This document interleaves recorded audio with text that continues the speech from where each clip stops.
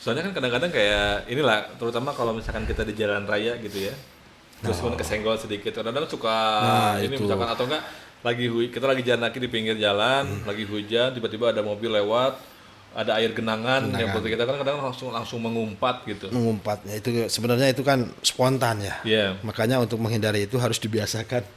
berarti itu cara pembiasakannya berarti mendingan diganti dengan apa tuh Ustaz? Biar kita tidak Kalau tergoda. kalau tetap ke ajaran Islam itu ketika marah itu diam, gak usah melakukan apapun, ucapan, perlakuan, sikap, diam aja.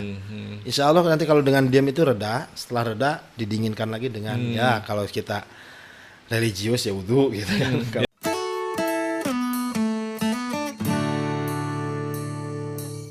Assalamualaikum warahmatullahi wabarakatuh. Waalaikumsalam. Selamat datang teman-teman di podcast Ren, podcast yang ngobrolin kajian keislaman yang kontekstual dan kontemporer.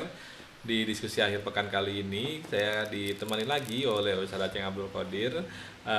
Dan kami ini untuk episode kali ini akan ngobrolin sesuatu yang mungkin juga relevan, relate sama teman-teman, yaitu terkait ini sakit hati. Sakit hati. Nah, jadi misalkan ada orang sakit hati, itu biasanya kalau orang sakit hati itu punya keinginan, kecenderungan, dorongan untuk mendoakan keburukan bagi orang yang membuat dia sakit hati. Ya ya. Nah, kadang-kadang doa yang dia sampaikan juga mungkin jauh lebih jahat gitu ketimbang kejahatan yang dialami. Misalkan dia tersenggol sedikit kan berdoa agar orang yang senggol itu kecelakaan gitu misalkan. Nah, itu sebetulnya kalau kita terzolimi, kemudian kita mendoakan keburukan bagi orang lain, orang yang menzolimi kita itu boleh nggak sih? Ya jelas ya tadi seperti yang dari pertanyaan aja sudah terjawab gitu kan. Karena khawatir melebihi satu, kedua karena termasuk dolim juga gitu. Sehingga itu termasuk perbuatan yang tercela gitu. Tercela ya. Sehingga dalam agama itu kan keadilan gitu. Ketika sumpah serapah atau melaknat orang lain itu mesti emosi dan marah itu akan beriringan dengan itu. Yang sehingga akan melewati batas dan itu sudah dijelaskan dalam Al-Qur'an langsung.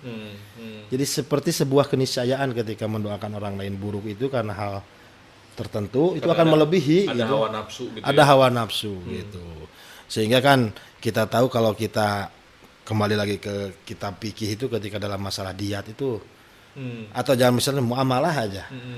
Muamalah itu diganti dengan sapi apa uangnya sapi itu dibedakan barangnya. Ketika seperti beras itu dengan beras lagi karena pas 1 liter nggak bakalan Betul. kurang. Tapi ketika itu berupa sapi, kemudian diambil sapinya, dikembalikannya bukan dengan sapi lagi, Dengan uangnya. dengan uang harga sapi itu berapa? Karena supaya memenuhi hak yang dulu diambil itu supaya tidak ada berkurang.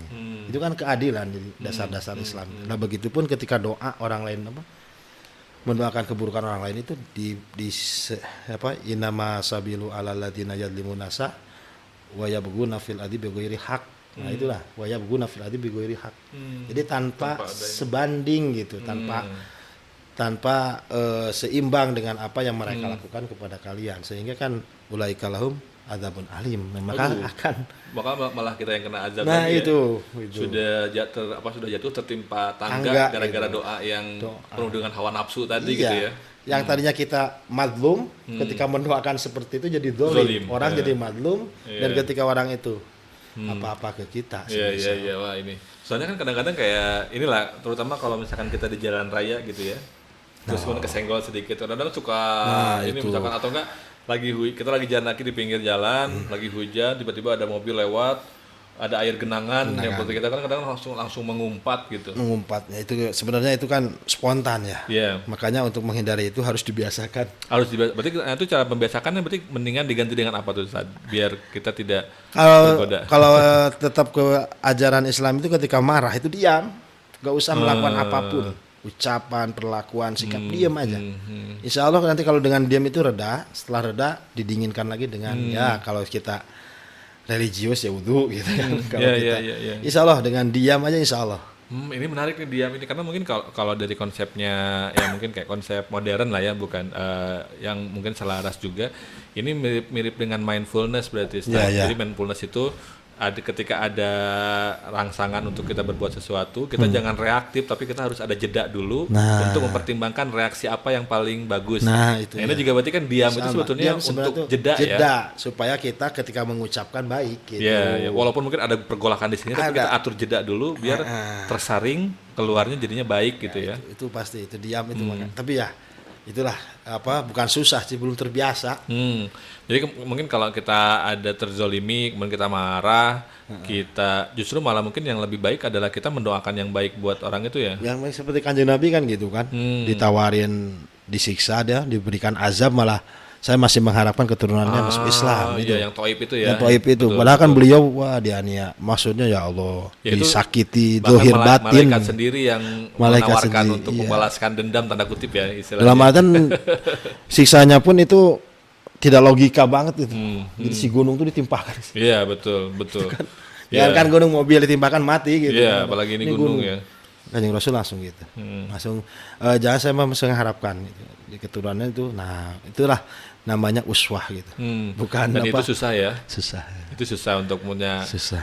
Saya punya prinsip bahwa kalau kita mau meminta maaf itu kita butuh kerendahan hati. Iya. Karena kalau kita minta maaf kita harus merendahkan diri kita. Merendahkan itu susah. Tapi untuk memaafkan kita butuh kebesaran hati. Kebesaran hati, ya. Karena tidak semua hati itu cukup punya ruang untuk melupakan, menghapus orang yang pernah menzolimi kita gitu istilahnya. Itu perlu waktu lah. Iya. Perlu waktu kayaknya. Tapi selama itu diistighfarkan, selama itu di perbuatan baik kita niatkan ke orang itu insya Allah bisa secara tidak langsung bisa mengurangi lah kesalahan kita, tidak minta maaf dan sebagainya. Itu seperti dalam Mugdil Muhtaj dikatakan seperti itu. Kalau kita malu karena manusia seperti itu dan tingkatannya bukan wali gitu. Kita sadar diri kalau meminta maaf tuh malu, kemudian memaafkan juga tidak rela gitu kan. Ada masih sedikit. Itu kalau ingin mau gak mau secara spontan menjadi baik, dalam artian tidak ada tanggungan nanti di akhirat, itu kita berbuat baik niatkan atas nama dirinya itu. Gitu. Niatkan atas nama dirinya itu. Kalau dalam Mugdil Muhtaj. Nah ini juga ternyata kayak saya pikir ya malah lebih berat juga. Ini ya saya sebenarnya kemarin tuh agak memikir ini menarik gitu, dalam Islam itu hakul adami sangat dijunjung tinggi gitu ya. Jadi kayak sampai hal-hal terkecil hubungan relasi antar manusia itu sampai diatur gitu ya. Kayak mulai silaturahmi, kalau salah harus begini gitu kan. Itu kan sebetulnya kayak saya ngelihat bahwa kayak Idul Fitri jadi momen apa-apaan itu mungkin karena Allah tahu bahwa tidak semua dari kita itu punya keberanian untuk minta maaf atau punya dorongan untuk memaafkan gitu, sehingga dibikinlah Idul Fitri biar ada momen gitu ya. Itu anugerah Allah itu.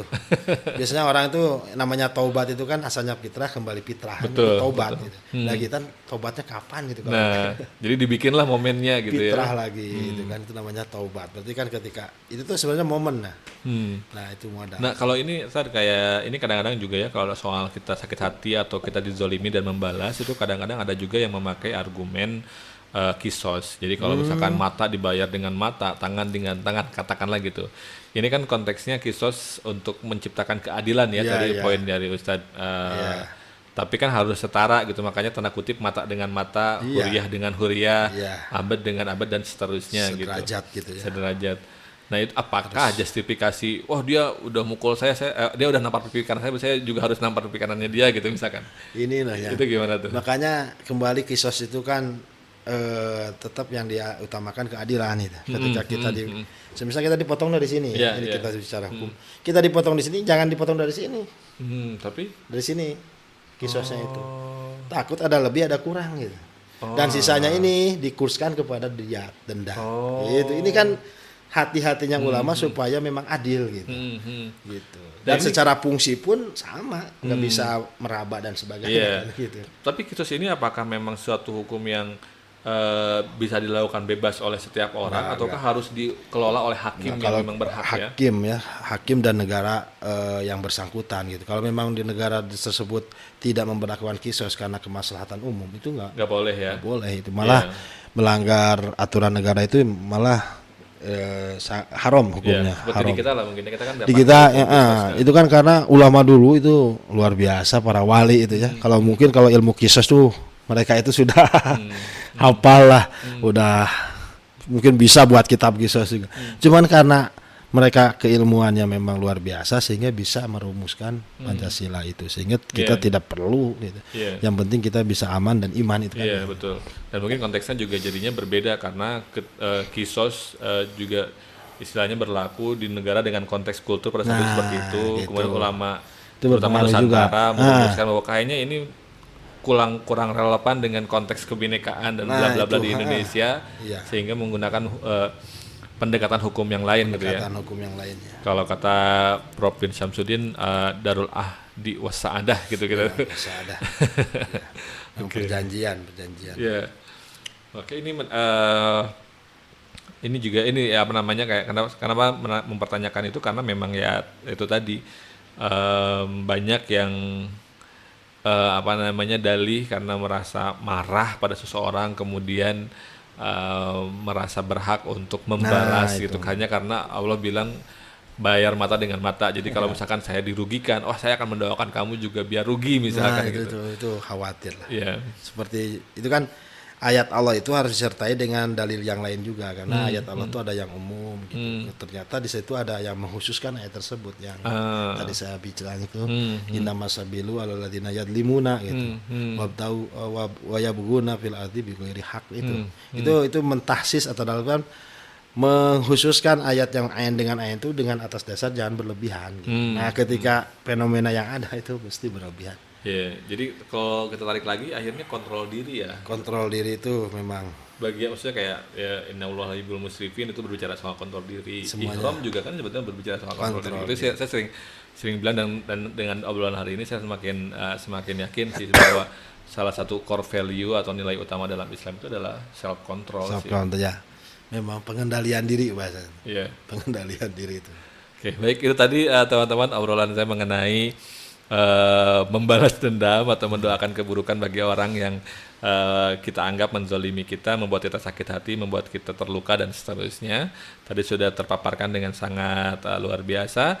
Semoga bermanfaat. Kalau teman-teman ada usulan topik atau ada pertanyaan, silahkan tuliskan di kolom komentar. Mudah-mudahan nanti kita bisa ngobrol lagi, berdiskusi lagi, menimba ilmu lagi dari Ustaz Ajeng Abdul Qadir. Terima kasih. Wassalamualaikum warahmatullahi wabarakatuh. Waalaikumsalam.